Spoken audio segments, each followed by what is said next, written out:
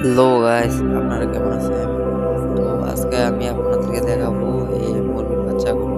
তো এই মুরগির বাচ্চাগুলো দেখাবো প্রতিদিন কত লিটার পানি খায় এবং মনে করেন প্রতিদিন কত কেজি পর্যন্ত আদার লাগে। তো আজকে আমি এটা দেখাবো।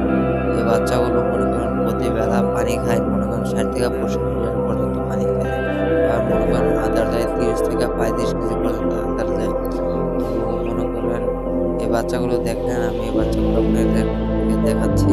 তো এই বাচ্চাগুলো দেখছেন, এই বাচ্চাগুলোর বয়স কিন্তু মনে করেন আজকে বেশি না। আজকে ১২ দিন পর্যন্ত বয়স। মানে পানিটা দেখছেন একটু আগে দেয়া গেছি খাইয়া লাইছি কিন্তু। তো এই বাচ্চাগুলো তো মনে করেন এই বাচ্চাগুলো অনেক পানি আদা খায়।